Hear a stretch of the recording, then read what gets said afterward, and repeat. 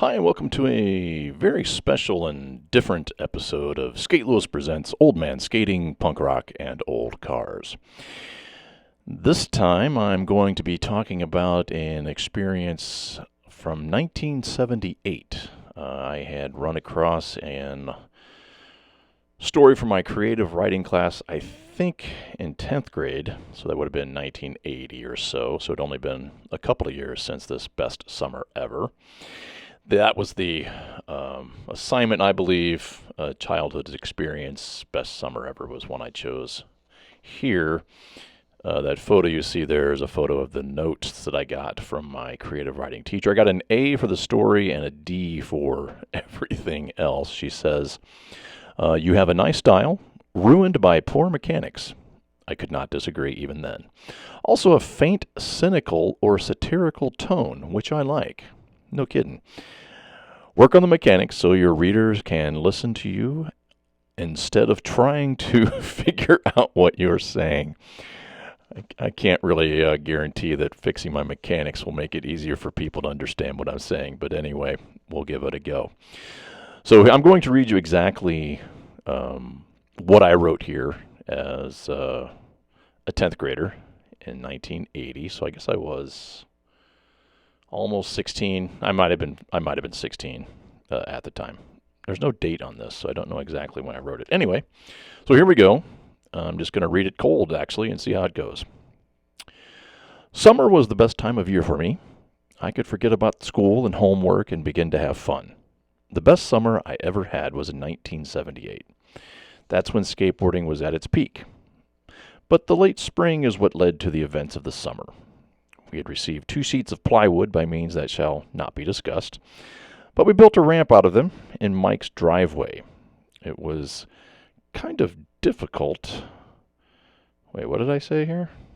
It was what? Pitifully? Is that what I was trying to say? Anyway, it was kind of shaky, but it was better than nothing. Now, a skateboard ramp isn't something you jump off of and onto something else. On a skateboard ramp, you ride up and do 360s or 180s and maybe even an aerial. That's when you are in the air and you land safely back on the ramp. But not many of us were doing those. But that ramp didn't last long. About the first part of June, Lauren got hurt on the ramp. He picked up a little oil from the driveway on his wheels and slid on the ramp, but didn't get out in time to keep from breaking his elbow. So Mike's dad said we had to get rid of it. So we dismantled it and had to figure out where to put it. There was only one choice, Keith's driveway. He was the only one that had a blacktop driveway and was a little downhill towards the back. Next problem, getting the plywood over to his house.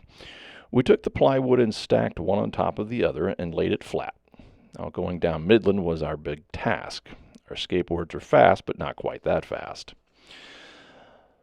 So then we had to get someone with a bike.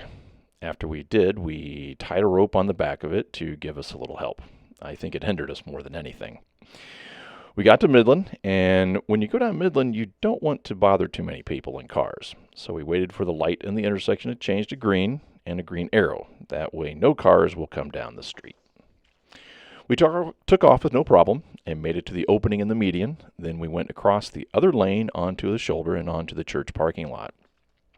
Now, going across Brown Road may sound easy, but not really. We made it to Keith's house, and he had another sheet of plywood. Now, we had 3 sheets of plywood at that point. That made our ramp about 8 feet tall. We smoothed out all the problems with it, such as lap over places.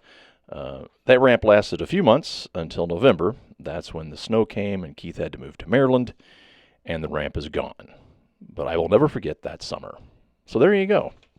That was, at that point, the best summer I had ever had up until 1980 from 1964.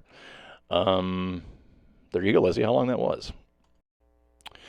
Okay, so that was my cold reading that I did several weeks ago. Bit of a break between doing that and getting back here. So I thought it would be best if I tried to at least explain some of the sort of points that make no sense. If well, anyway, I'll just elaborate more on the story. Also, too, I figured out. I'm pretty sure I had creative writing first semester of 10th grade. So this would have been 1979, actually. So year, little more than a year since my first best summer ever, 1978. So the photos that you're seeing on here, up besides the note from my teacher, there's also a picture of the house where the ramp started.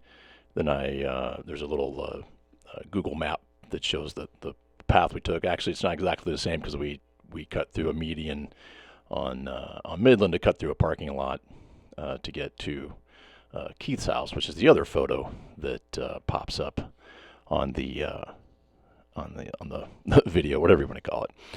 So anyway, I'd forgotten about the fact that we acquired this plywood somewhere. I'm not exactly sure where it came from. I don't remember, but apparently it wasn't exact. No one paid for it. And I remember the ramp was green. Remember that much. It was slippery, so we painted it green and we mixed sand in with the paint. We thought that would help, and it was laid lengthwise, so it was 4 feet wide. And I don't remember how we framed it up underneath. I'm sure it was pure chaos. It was built by, I just see, 78. So yeah, I was 13 that summer. I didn't turn 14 until that September. So yeah, we were 13, 14, 15, and I think Lauren might have been 15 or 16. He's the guy that broke his arm. He lived kind of across the street from that guy Mike, where we built the ramp. He was a couple years older than both of us, I think.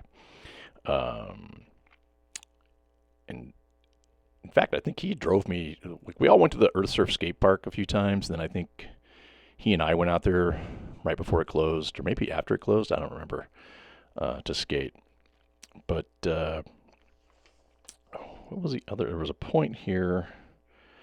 Oh, right. The way it was constructed. So the plywood was end. So we and I can't remember if it was going up or coming down.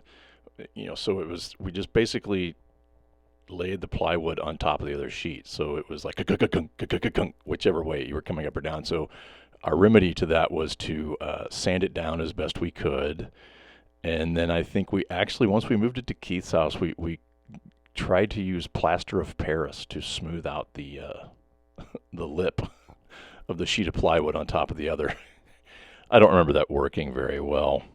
But yeah, Lauren, he was the one that was at least a couple years older than us. He's the one that fell off the ramp and broke his elbow. I don't know that I guess he skated after that, because I think we went to Earth Surf out there on the Rock Road in Bridgeton not long, maybe a year or so after that. But the other point I wanted to make, I guess that was really it.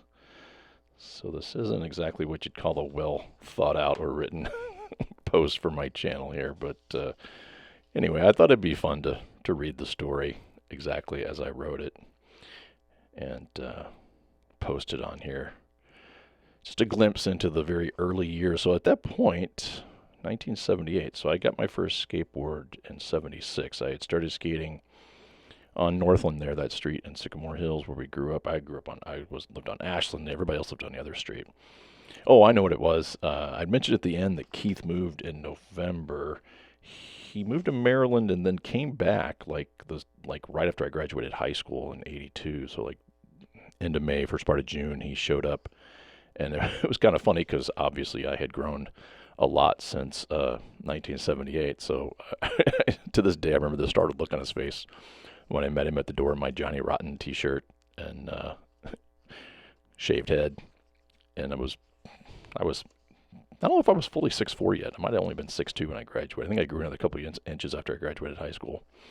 But then we started skating Earth Surf skate park, and by that time I was the only one skating in the neighborhood. Everybody else had moved on to do whatever it is teenagers did. I just kept skating by myself. I believe that is all I had to say here. I guess I'll post this or listen to it again, see how it sounds, and decide if it's worth posting. So if you're watching this, then clearly it was good enough.